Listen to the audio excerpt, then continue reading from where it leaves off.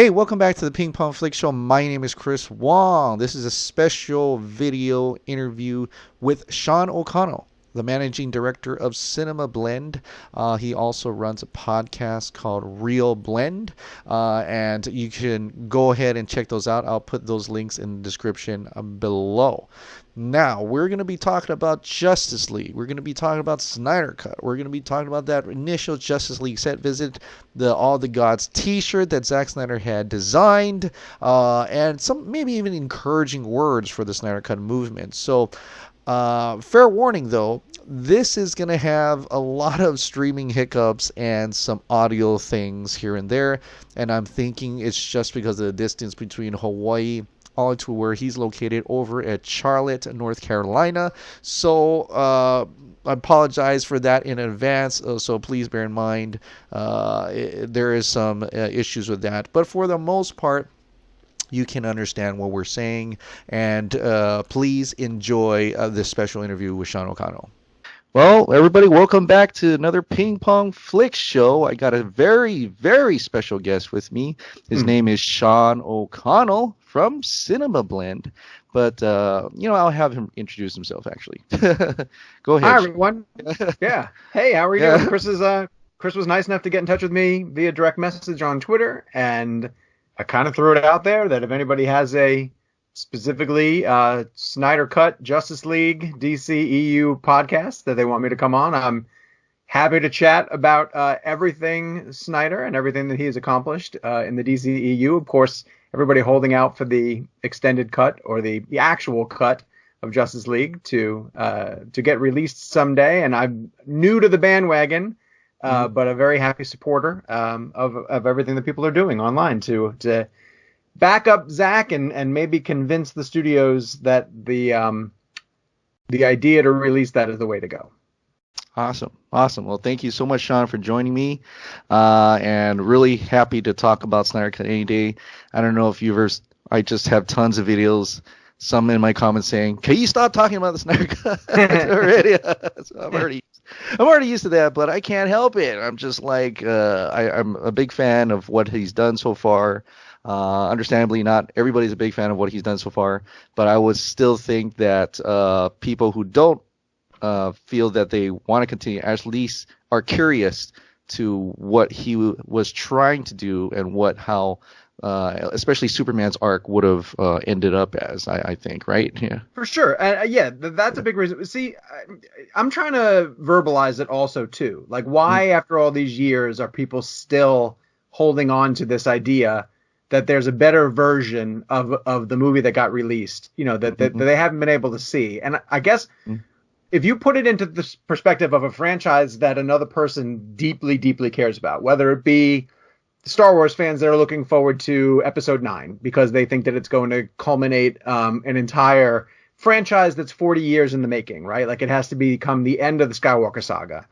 Or if Marvel fans were thinking about Endgame and the fact that it was building and building and building to this, and then you put yourself in the perspective of you got that film and it was terrible, and then in your heart of hearts you knew that there is I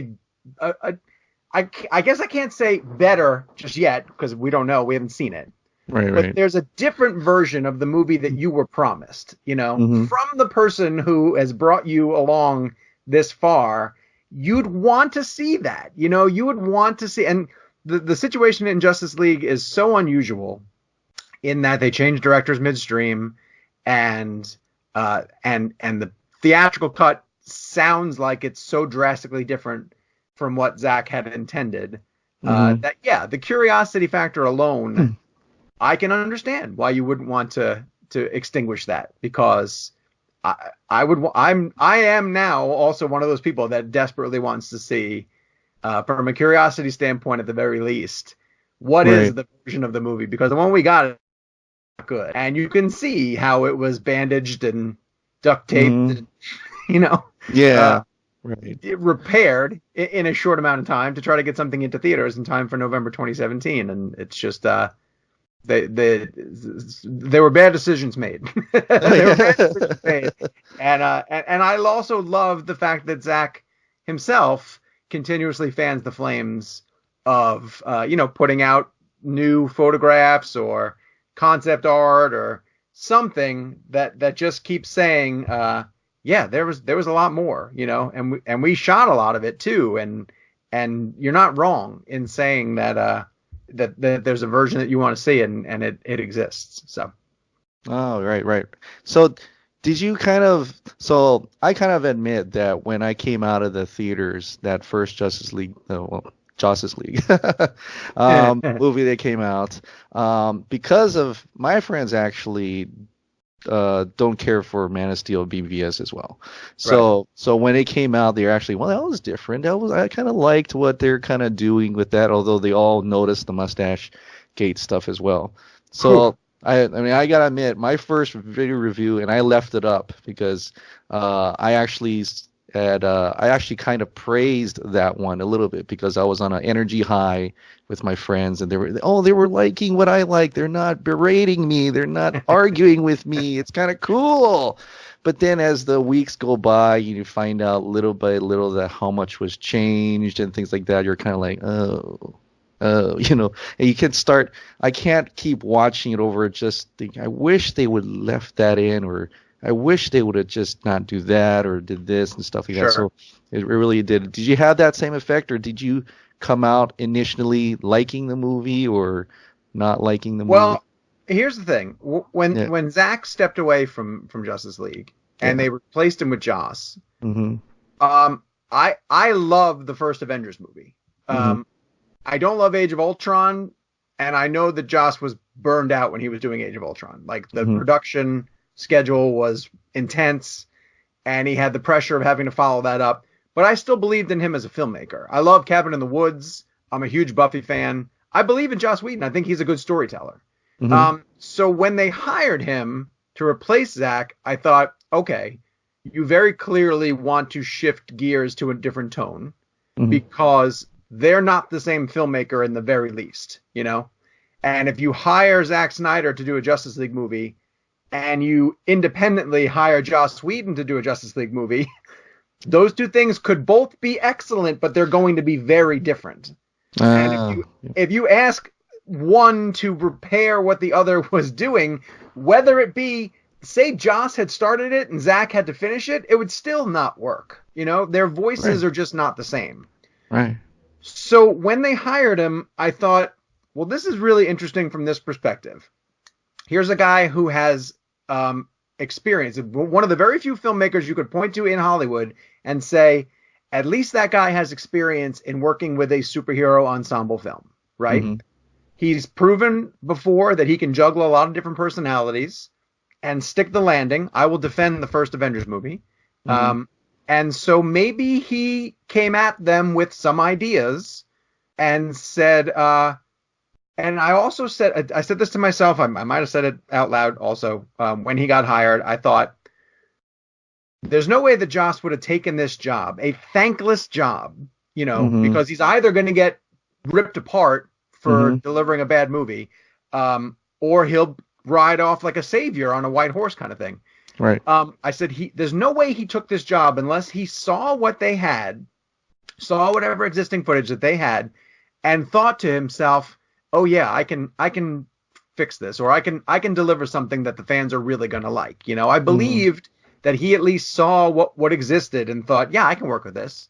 Mhm. Um, but that movie lost me in the first 5 minutes. I still don't understand the point of the boys interviewing Superman. I Mhm. don't know what they were trying to get out of him. you Yeah. know, the question that they ask him that he never answers is ridiculous. I don't Yeah. understand the implication of that. Like, Right. and Cavill. I couldn't, no, I couldn't get over the CGI. The Yeah. CGI was horrible. Even Yeah. knowing it was going to be an issue, Mhm. when I saw how does a major movie studio allow that to go out into theaters? Like, it's just, that was unacceptable. Right. And then like the doom and gloom theme song that plays over the, then like you can even just see the moments in just that look blatantly like reshoots because they look like they were done on TV set backslots. Like the Batman fight in the beginning, with the guy who ends up being on the new Fincher Netflix show. I forget his name, the actor. Oh yeah, I forgot his name. Yeah. And just all the punch-ins, like all the scenes that just seem like, well, that was added after the fact, and that was, it didn't, none of it merged, none of it blended. The Russian family is one of the weirdest subplots. It's the Unnecessary. weirdest subplot. Yeah. Oh, they have that bug spray. Yeah. And poor Flash having to try to get them out of town. Like, they're the one family that we focus on. It's just all of it. All that stuff is bad. So, no, it never worked for me. And I guess after seeing it, that's when I became at least curious. I'm sure at some point I thought to myself, like, man, I really do wonder what Zach's version would have been. What would it have looked like? And then I forgot it. Then I thought, all right, well, we're moving on. We'll move on to the next one. And it was only after sort of tracking the story on Cinema Blend through the years that we did, where you started to learn, like, how badly, it affected Suicide Squad, even, where Suicide Squad was supposed to have Steppenwolf as a villain. And they had to rework and make Enchantress the villain, which led to their third act being butchered. And it wasn't until they got to Wonder Woman and they were able to clearly break free and start on their new path of individual sort of solo adventures, Aquaman, Shazam, and the direction that they're going in that way, that I thought that they'd kind of cleared themselves of it. But that itch of just like, what would Zach's version look like? What could it have been? So that's always kind of lingered. So I know you mentioned that you were, and you can tell me you can't talk about any of that. This is not the Army of the Dead side of it, but it's the one prior, the one you actually were Zack Snyder and the crew. I forgot who the people at that time, but they got bloggers to go over to the Justice League set visit. Oh, yeah. Are you able to talk about that? You can? Oh, okay. Oh, yeah. Just judging from what you saw there, you see things in the movie on that set visit that were different from the movie that we got. Like, you can actually see substantial things. Not substantial. It wasn't substantial. They here's everything that I remember from that, at least with the storyboards, that they brought us into a production office that had storyboards all along the walls that basically walked us through the plot of the movie up to a certain point. Even on the set that day, they were very mysterious about Superman's return. And to the point where they kind of played it tongue in cheek, as if, like, if he even does come back, and it was like, they did not want to reveal anything along those lines. And I wish I could remember. So this was June of 2016. Yeah. And it was right after BVS had come out and didn't have the opening that they wanted it to have, and the critiques against BVS at the time initially was, it's really dark, it's why do they hate each other, oh, you already killed Superman off in his second movie, like all these sort of things leveled at it, right, fair or unfair. And the message that they wanted us to take home from the Justice League set was made very clear, that please let everybody know, let your readers know, that the tone of Justice League is going lighter. And this was even under Zach. Like, Zach even said to us repeatedly, like, I needed them to be antagonists in BVS, but the way that he described his Justice League is, this is very much we're getting the team together now, because we've learned the lessons, having lost Superman, there are much bigger threats out there, and we're going to need to bond together to fight them. And so it was very much, and again, if you go back and look at the first trailer, that was still all Snyder footage. It's Batman recruiting the team, Yeah, right. And so a lot of the storyboards, now, when you think about, if they didn't show us anything on the set that day that involved Superman, then we really only saw the first half, first two acts maybe of the movie. And they saved any Superman stuff. They didn't show us any of that. So it was a lot of Bruce recruiting.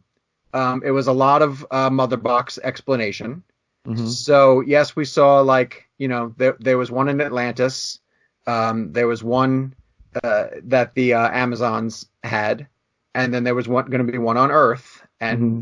there was more with Star Labs for sure, Mm-hmm. and there was a lot more with Victor Stone's father, Silas. And I'm Mm-hmm. trying. Let's see what I'm trying to think back to, and I can't remember, and I wish I did. Is what the beginning of the movie was going to be, and I swear the beginning, from what I can remember, because there Yeah. wasn't a Batman scene and it wasn't Superman being interviewed. I want to say that the beginning was the history lesson about the mother boxes, and that you Oh. would see how they were left in Mm-hmm. the. Yeah, I swear to God, I'm only So it's now kind of thinking about this so it's right kind of now. like beginning of Lord of the Rings, where you had that history lesson of all the armies and stuff like that. Is something Very like that? much so. Yes. Oh, I'm I would have pretty loved that. sure he was going to start it with the three mother boxes. And Mm-hmm. again, this is really just coming from my memory, but it was going to be an entire scene set with the Amazonians, Mm-hmm. and then an entire scene set in Atlantis to Mm-hmm. show you how they had to defend those mother boxes and why they were holding them. And Mm-hmm. then you would get to the third one, which was on Earth, and that's where the story would sort of pick up. And Oh. it would almost be like over the course of that first act, it was going to be, if I remember, gosh, again, I might be wrong about this, but I want to say that it was definitely the parademons showing up in Gotham, and Mm-hmm. Batman putting together that the parademons are here because of this mother box. Mm-hmm. And there was going to be a parademon attack at Star Labs, because the Mm-hmm. scene that we watched them film, and stop me if this is all boring. I'm No, sorry. no, no, no. It's all interesting. I want because I've never really heard people talk too much about that set visit. I mean, I've heard like Grace Randolph saying I can't talk about it. I'm like, oh, is that's interesting how it's so long ago that Grace they can't Randolph was talk. not with So, us. oh, she wasn't with you. I wonder how she said something about the set visits. Grace Randolph was not on that set with Oh us. my God, there you hear it, guys. Grace Randolph is not all that. I'm not saying that, Yeah, but I'm yeah. telling you, she was not on that set visit with us. I know for a fact. I remember everybody who was there. Um, the scene that we watched them film is still, there's a version of it. I'm pretty sure it's the footage that we watched, if I can remember what's in Josstice League. It's Commissioner Gordon on the rooftop, Yeah. where Batman, Wonder Woman, and Flash show up, and they are talking to him about the attacks that have been happening around town, the Yeah. parademon attacks. And at that point, Cyborg shows up to say that there was an attack at Star Labs. And this Mhm. is kind of how that the team ends up finding out that there is a mother box there, and that the parademons are probably coming after it. Mhm. So we watched them film that scene over and over again. Yeah. Then the other set that we saw was the the tunnel beneath Gotham where the fight takes place. So all of that was constructed. So that was definitely going to be part of The Zach's movie. vision. Yeah. And so again, I don't think it's drastically different, but I think that how he got to certain places, there was more fill in the gap kind of things. There was a lot more with Victor Stone, obviously. There was a lot more with Star Labs, a lot Right. more with that mother box. I think a lot of that stuff gets chopped out of Justice League, Mhm. and then yeah, they do the different sort of version of telling the history of it, probably to give a better opening. Yeah, now that I think back to it, if I can remember, but we definitely saw. Is it the crawler? Is that what Batman's Yeah, the vehicle crawler, is? We saw Nightcrawler. that. They Yeah. talked. They talked in great detail about that. He was going to be using it in the fight in the tunnel. Mhm. Um, we talked about them getting into the. Is it the Fox? What's the one that holds the whole team? The Uh, Flying Fox, the I think. Flying Fox. Yeah, Okay. something like that. We Yeah. saw that. We were in that set because the photos that we got taken, the Clay Enos took of us standing next to the Batmobile, that was in the Flying Fox. Oh, okay, cool. And then they took us up to this. They took the story right up until, I guess, basically where they start to resurrect Superman, because then they stopped. They didn't want to tell us any more about that. They played it very close to the vest about how he would come back and how he would be Right, used. right. And it's interesting that he's still kind of playing that close to his chest, like not showing what Superman was going to do in the third act, which I think is very intriguing. I think Right. the third act of Justice League is probably the one that's chopped up the most and slapped together weirdly. But so Well, but if you I think about it, like there are scenes from it that show up in that first trailer. right, yeah, that's And it's the blue palette versus the red palette, yeah. So there was still, I would assume, going to be a confrontation with Steppenwolf. In Is that Russia? I mean, I guess it's Russia. I don't know, but I bet there, and you can tell me if I'm wrong, but I think there was nobody there. I think because of Man of Steel, they Sure. decided to explain in BVS like, oh, that harbor, there's nobody there. They Yeah, threw that those blatant in because line that gets said. Warner Brothers says you got to tell them there's nobody there, like right. So I think. And that's probably apparent in Justice League that there was supposed to be nobody in Russia. They weren't saving people in there. Even in It's Justice League, you can see like CGI people running around in the background. Chernobyl, like a town or area that had been so devastated by something else that it was vacant, Yeah, like you say. right. Like who But would be living in a radiated things like that. So you mentioned you had some Justice League theories, or at least well, questions. What well, did you I mean by do, yeah, because so I picked up the other shirt, and I don't know the history of the one that you're wearing right now exactly. Tell me the history of that shirt. Where did that design come from? Did Zach release that? Zach released it. He put it to the people so that we would buy it for charity. Okay. So that's Okay. his contribution to the charity in essence. So Now, okay. So yeah, now tell me this. Is it supposed to be the story of simply his first Justice League movie, or is it supposed to be the 5-film arc?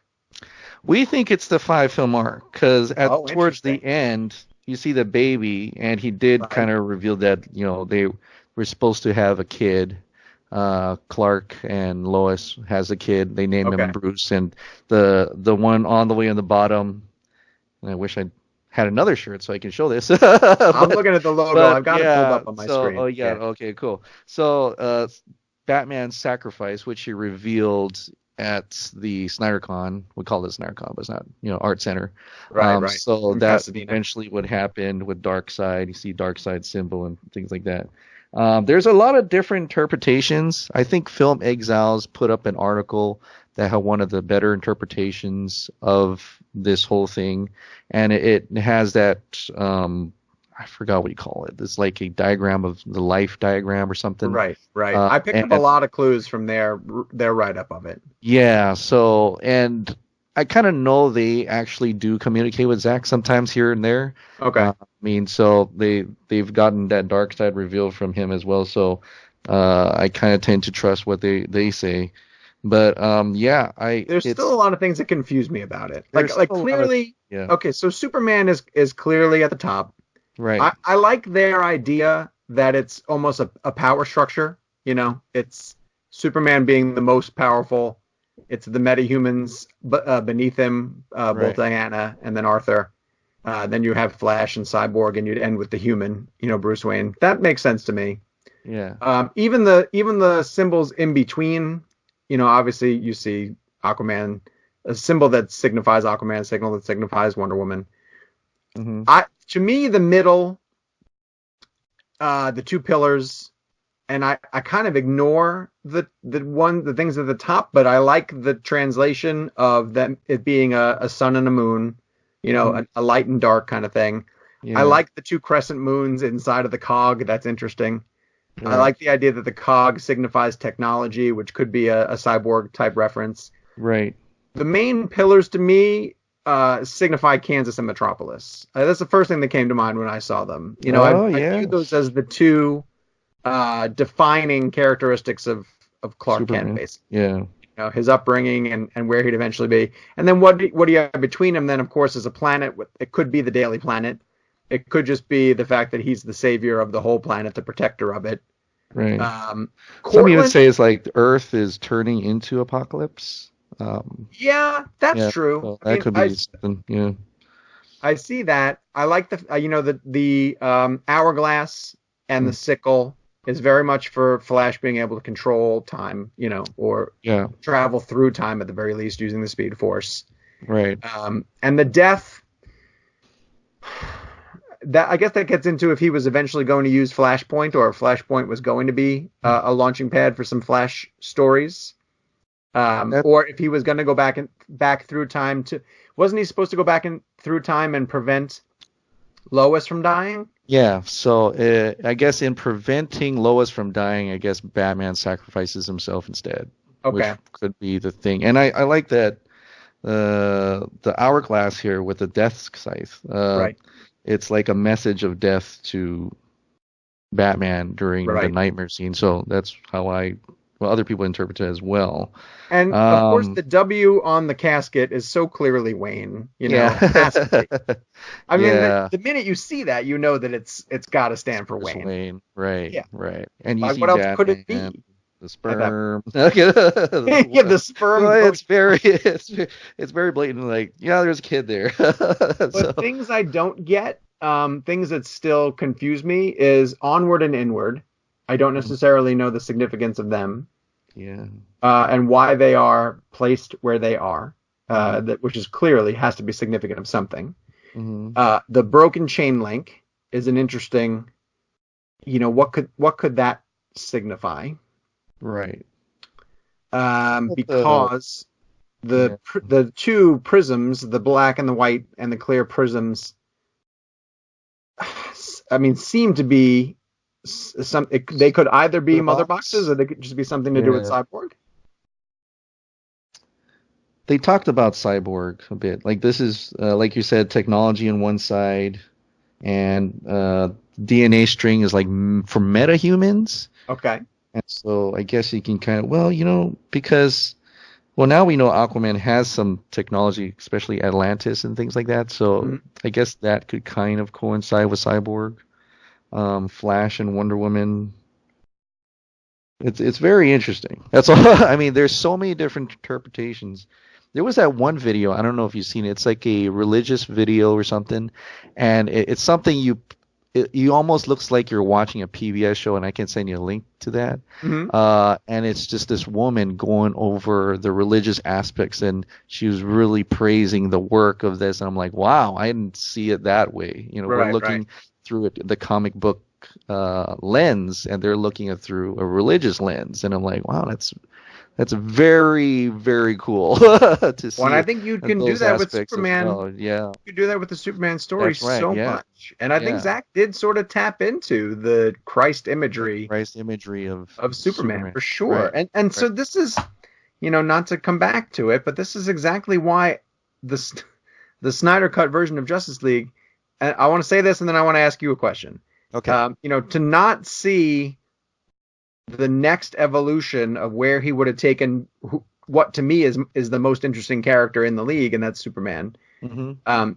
And here I am, so I'm on Twitter today, the day that we're recording, arguing about Man of Steel with people.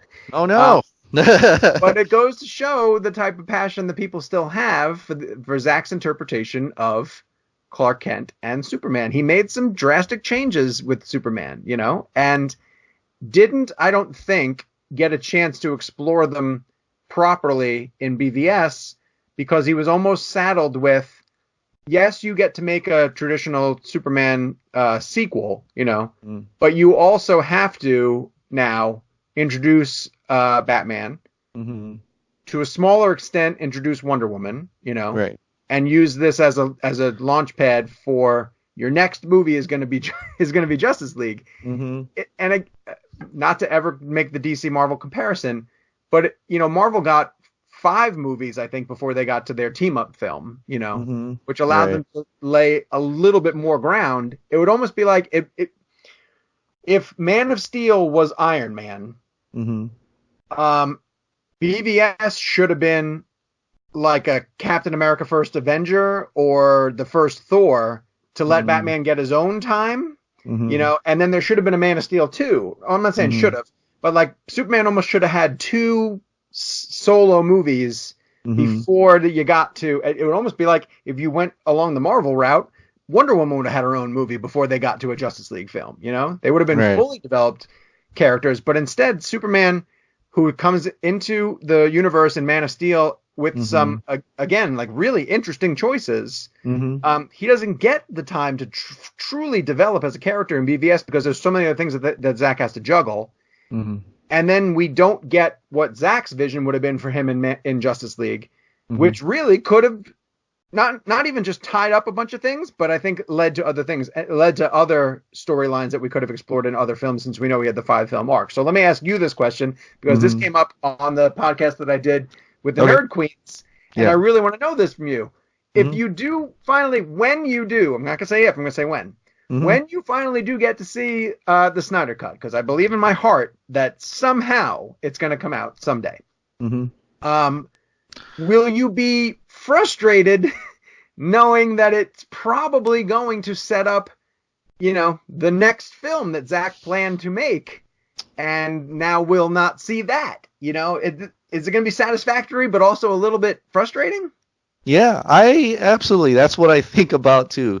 When I finally see this, I'm going to be happy to see it, but are we ever going to see the dark side? Are we ever going to see them fight Darkseid and what he had planned? Because for all intents and purposes, there was supposed to be a Justice League Part 2. Yeah. It might not have been a 3, but I mean, 1, 2, and 3 changed when BVS came out, and they had to scrap all that. We already heard that from him directly. So they came up with Justice League 1 and 2, and then the Jeff Johns says, no, it's just Justice League.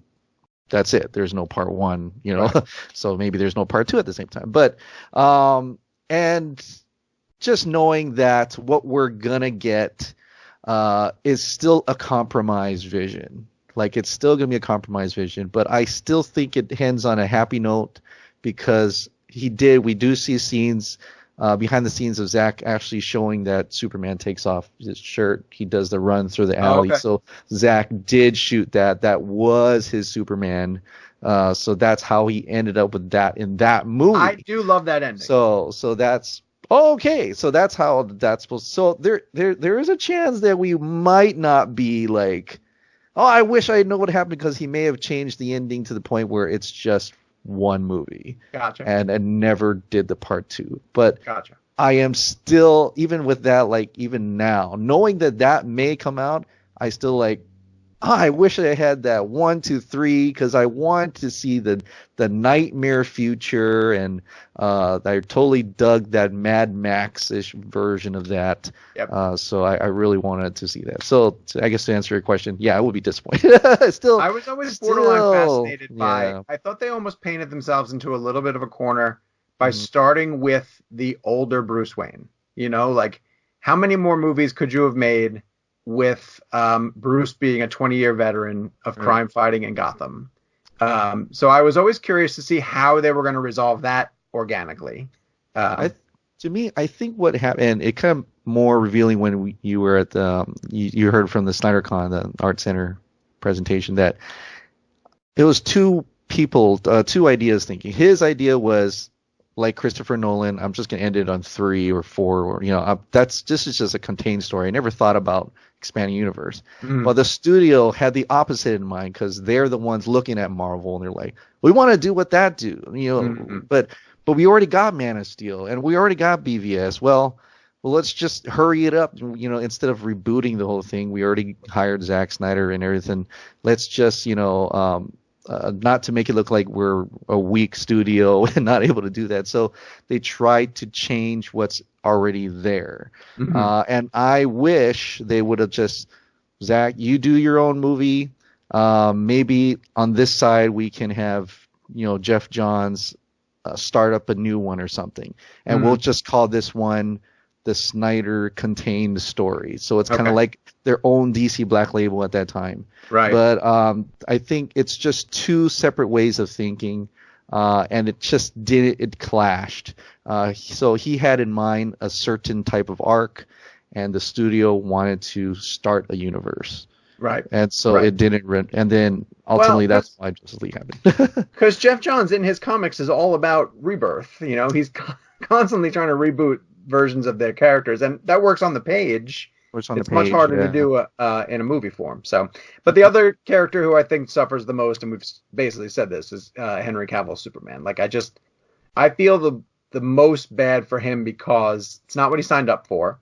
And I just think he got shortchanged. You know, coming off of Man of Steel, he probably envisioned a couple of different ways for his character to go. And I don't think his immediate sequel having to be shared with Batman and Wonder Woman, and then just getting completely left on the cutting room floor of Justice League, for all intents and purposes. Yeah. It's a shame because if Justice League had done well, if it could at least just gotten him one more shot, at doing Superman, and I just feel like that time is past now. And then, of course, now they feel like they almost can't or don't want to do another Superman movie for a while, right? So now the character is almost off the table completely, not just Cavill's interpretation of it, but there's no plans at all for anybody to try to do any kind of Superman story. So, which is really sad because Superman is my favorite DC character. I understand. He is my number one. I've grew up with the Christopher Reeve. In fact, my parents changed my name to Christopher because they couldn't see me called Clark Wong, so they're Christopher. So I grew up with that, and I totally love that character. So it'd be really sad if they don't start up a new one, which I hope J.J. Abrams, if you're listening now. Oh, that'd be great, right? That'd be great. I even think Matthew Vaughn would be a good shot. When Vaughn wanted to do a Superman film, I thought he would have been an inspired choice also. So. Oh, okay. But yeah, in terms of Superman, I do enjoy that interpretation that Zack Snyder does. I tend to believe, and nobody has to believe this. I'm not trying to change anybody's mind, but this is how I see it: is that it is Christopher Reeve's Superman. It's just that the world he inhabits don't think of him that way. So but it's kind of interesting to see his father Jor-El being the person to say you have to believe in this people. He's pushing him to be the Superman. But Jonathan Kent is more along the lines of like the first season of Smallville Jonathan. Don't save people. Don't show your powers. I'm afraid. He's afraid of the earth that he lives in. He doesn't trust the people. He doesn't trust humanity. And that alters Clark's view of the world. So it kind of just because if Jonathan was more hopeful for the world and more like if his actions were more like the one in Christopher Reeve, the Jonathan Kent in the Donner film, sure, and then he would have been, I think, a little bit more open to being Superman earlier. But it's just the fact that the world that they inhabit is more. It was coming off of how would our Earth view a strange creature coming from another planet with powers beyond us, and I think it was kind of cool. It kind of just I don't know if BVS was planned during Man of Steel, but it was a kind of a launching off point to show why Bruce Wayne would have a problem with him, why Lex Luthor would have a problem with him. So it's kind of the actions of those people is as what Jonathan had kind of foresaw, how something like that would happen to his son. So that part I totally understand, but I know other people probably don't view, especially my friends, don't view that in the same way. But that's fine. You get right to the core of my biggest issue with Man of Steel, which is Jonathan Kent. I mean, it all comes down to me. It's the interpretation that they chose with Jonathan, and I can pinpoint it to the scene specifically of when he, as you probably know what I'm going to say, is where he says, "Should I have let that kid die?" And Jonathan, every single time I watch Man of Steel, and I've watched it multiple times, when teenage Clark says, "Should I have just let them die?" I want Jonathan to say, well, of course not, Clark, Right. of course, we would never let someone die, and instead he says, maybe. And I just think like, you are the moral compass for Superman, like you should, and because in Donner and in the books, often there are so many versions of the books now at this point that there's not a traditional origin anymore. He doesn't get Jor-El's guidance later, like he's got to rely on what he learns in Kansas. It's what makes him the big blue Boy Scout. It's like he has an overly pious mother and father figure in Jonathan and Martha Kent. And so the minute that Jonathan said maybe, I was like, oh man, no, what, Jonathan? You're telling me? And I get it. Listen, I get it. Like, and so people are like on Twitter today, everyone's like, but that's Jonathan Kent being morally ambiguous. And okay, that's a choice. You can go that way, and it is going to mean that your Superman, because his father figure is telling him maybe you shouldn't trust people, or people can't be trusted, that you're going to have him wandering the earth and saving people in secret. Whereas I just think if Jonathan had said like, no, Clark, like, no, of course, you're clearly going to save people. You have the ability to be better than this, to be bigger than this, Then from that moment on, maybe he's Superman earlier and he becomes the beacon of hope that he's supposed to be for everybody. But again, we're playing what ifs, in a realm right. And it's impossible to go back and sort of, but like, this is why I have this fight. My favorite hero of all time is Spider-Man. I love Spider-Man. I love the Spider-Man story and just his whole. And so when Tobey Maguire played him in the Sam Raimi films, and he, had webs that shot out of his skin, instead of building his own web shooters, and they made like little changes to the origin, and I was like, well, no, no, that's wrong. Like, you can make that choice, yeah, but it's wrong. And so the minute that Jonathan Kent was like, maybe you should have let them die, Clark, and I was like, no, Jonathan Kent doesn't say that. Like, this one does, but I'm never gonna like it. I'm just never gonna like it. And and then of course, man kills Zod, and so that's as I said today, I actually said this on Twitter because someone else mentioned Superman killing Zod. I have less of a problem. Oh, because it all it stemmed from Dan Slott saying essentially Superman shouldn't ever kill somebody. Like he should have the power and the ability to figure out another way out of that no-win situation and not resort to killing. Oh, I see. Fine. That's fine. An argument also. Oh, yeah. That's an argument also, right? But I have less of a problem with Superman killing Zod than I do with Jonathan Kent, who to me is supposed to be the pure father figure for the most powerful being in the world, saying maybe. He says maybe every time, and I'm like, no, Josh, no. But anyway, I digress. No, it's true. My friends are comic book fans as well, and that scene actually showed up in the trailer. Yes. And I remember my friend Scott, who's a huge Batman fan, but he's also knows DC back, like the back of his hand. And he's like, no, he's like, why did he say that? Why did he say that? He's like, that's not how it's supposed to be. And, we would have discussions about, well, why did he say that and things like that. But within the movie, the realm of the movie, I guess maybe I'm just more open to different interpretations. And I just buy into what the story is trying to say. And I'm a Smallville fan. I don't know if you are. I've never watched it. Oh, you never watched it? Oh, okay. It's like my friend, he's like, that's wrong. He doesn't supposed to meet Lex there. He's not so. Yeah. And so it's like he's like, that's not Superman. It's not Welling is not Superman. It's something like that. But I enjoyed it. I watched all 10 seasons and stuff. And so maybe I was already used to a Jonathan that wants to have his son not show up. So maybe slowly as I watched the different Smallville, I'm already through that interpretation. I'm not making excuses. I'm just trying to figure out why I wouldn't be upset with that. That's interesting. It's been interesting because I did fall out of comic reading for a while, and I've only just now gotten back into it thanks to both DC Universe and Marvel Unlimited. I'm going back and reading the last several years of a lot of titles that I sort of stopped reading around the late 80s, early 90s.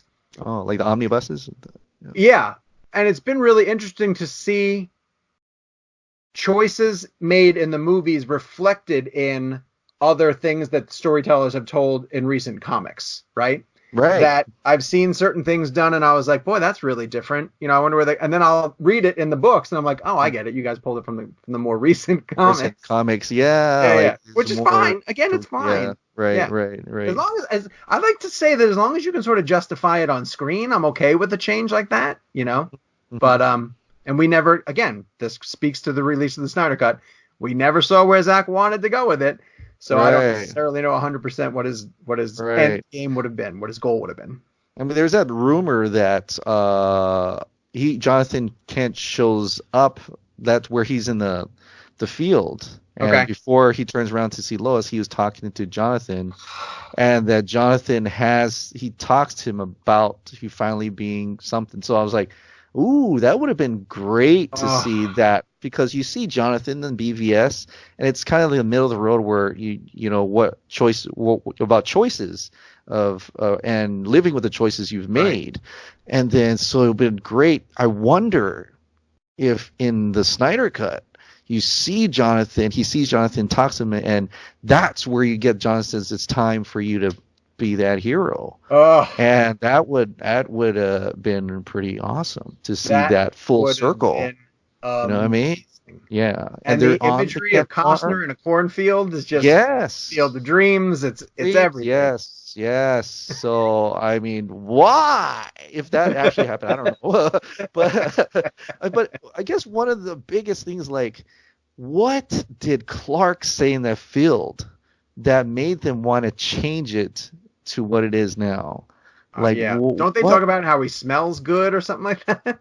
Isn't Yeah, it? that part. I believe that part was probably a Snyder thing. I Okay. think. Okay. Or I could be wrong because some people are interpreting her lips or actually saying something else. Oh, interesting. Then Really. yeah, so you can look that up. These people in the Snyder Cut movement are such geniuses. They actually hone in on things and makes you really look at certain scenes and like, oh yeah, it's I forget if it was John Aaron or Sam Parker. I forgot one of those guys. They see that, oh, that shot is not a Snyder Cut shot because it was on digital. This is on film, so we Oh, didn't show there's a shot digital. of him There's so in the much. Yeah. cornfield with Hmm. the flannel shirt on and the sunset in the background that looks so cinematic, Hmm. and you can tell it's shot on film. Hmm. And then when you see it side by side with what's in the theatrical cut, it's like you say, it's night and day. It looks Yeah. so different that you can just tell that that's absolutely one of the scenes that they had to go back through and sort of butcher. Right. Right. Right. So I'm always questioning why did they take that out? Why did they leave that in? Right. Like Right. it's And something you'd that. be content to watch a version that's largely like, let's say that there aren't effects done and it's a lot of um like say the Martian Manhunter reveal that Zach just gave us a couple of weeks ago, right? It's storyboarded. He hints like, oh, this would have been done later. You'd be okay watching a version like that I would if be okay watching a chunks version of it were like that. yeah. Work in progress cuts, I would totally be okay with watching them. I'm wondering if Zach would be okay with watching since he's Yeah. such a perfectionist. I don't. I feel like he's the type of guy who wants you to see something that he's fully approving to show us. So Well, I don't. Warner I Brothers will don't know. never put any more money into it, but do you think he would? Would you think he'd pay out of his own pocket to finish it? I guess I don't know. Maybe you've sold that boat now, that giant boat. No, I don't know. I mean, he could be. I guess I have to see it for myself. When I made short films back in the day at UH, University of Hawaii, and so I would everything I do is paying my own pocket. I don't have any sponsors, nothing like that. It's only because, well, I want that shot to be like that, so I need this lighting kit. So I'm just gonna go and buy a lighting kit. I'm gonna totally work on this day and night until it's completely done because I want to see it for myself, and that's Right. just for myself. I want to see it. So Zach, that kind of guy, maybe. I don't want to say what he thinks, or I don't want to say what how he feels and stuff like that. But as an artist, I feel like money is to the point that if I really want to show people what I've done, that I'm going to put out. And I'm sure there are better ways for someone like Zach to find that team or find a group of friends or someone Call to in favors, like call in anyone working on favors. films like that, right? Calls in Right, favors. right. Calls Help me in finish favors, this. between your contract jobs, maybe, can you do this little work on this character for me? And they're like, oh, okay, sure, man. I'll help you out. You scratch my back, I'll scratch yours. Of course. I've done that as well with a couple people, so I can see that happening. It doesn't everything have to be officially done, but I think Warner Brothers would have to still okay the process to come Sure. out, right? Sure. Sure. So even though he But when could you think about it, it's been 2 years since he left it, uh-huh, and yes, he's doing Army of the Dead prep, mhm, and now he's done with the principal photography for that one at least.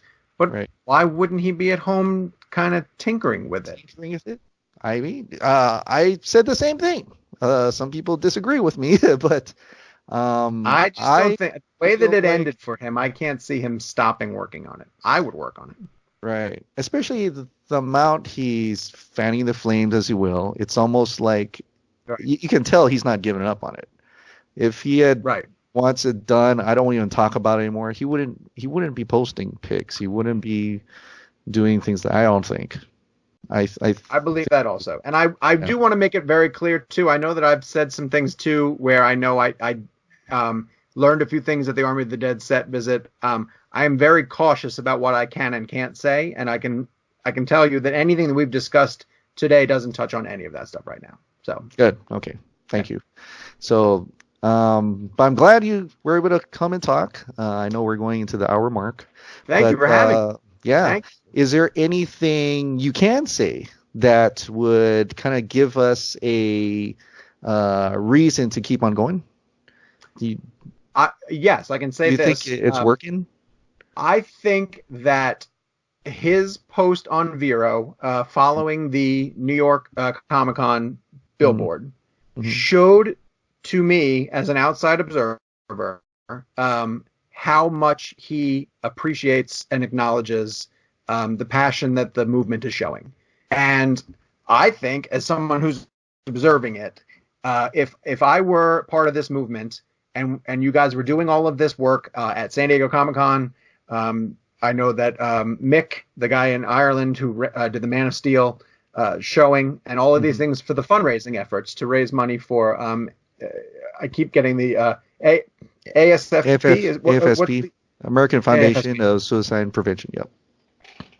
I mean, that component is to me, that component to me is what, like, the creativity of will we ever see Zack Snyder's Justice League? Like, it's fascinating to me, but it's not life and death, right?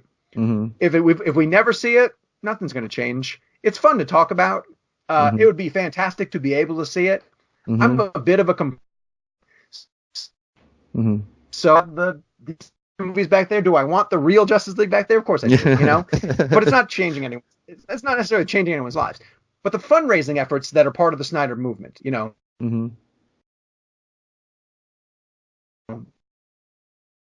that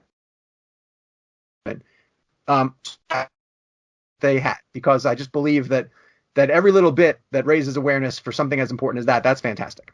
Mm-hmm. If you guys were doing all of this stuff, the San Diego Comic-Con, the New York Comic-Con, these efforts to the T-shirts, and you were doing it into an echo chamber where there was just no reply at all from, and you just were left with it, like,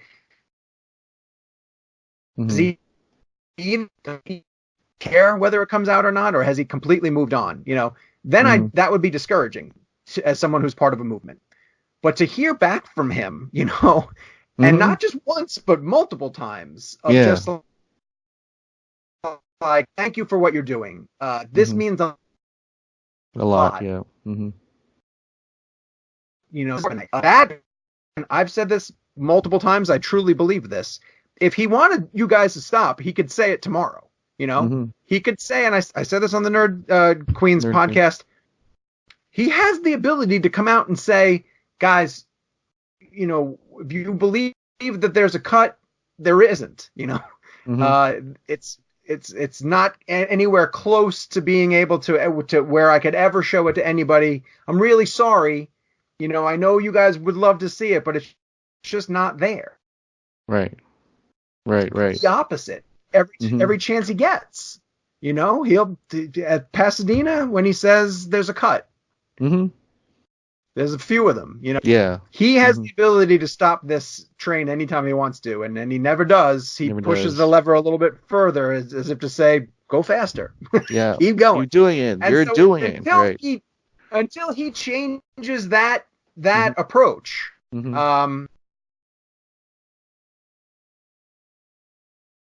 And so that's another part of the reason why I want it opens. There's any chance that he wanted to, and he hasn't and doesn't, and so that's why I have to believe. Now, could it be a Donner cut situation where it's 20 years from now? Yes, but let's hope not. You know. Yeah, let's hope not. Yeah, let's hope not. But I feel now I'm in the marathon. And what do you want to do in the marathon? You want to cross the finish line, right? Right. You want to keep going. Yeah. Right. We did it. Right. We did. Especially when the studio is not really saying anything. It's kind of silent right now, which I think could be a good thing. I understand that. Yeah. Listen, I'll stand up for Warner Brothers in this perspective. And I think a lot of people in the movement attack Warner Brothers. And I don't think that that's on point. They can't say anything, you know, like anything that they say one way or the other can be interpreted the wrong way very easily. So the smartest thing for them to do is to say nothing, right? Because their silence can't be interpreted anyway. They have to keep moving forward with the movies that they want to make, and they got Birds of Prey and their Joker's crushing right now. Like they're worried about that.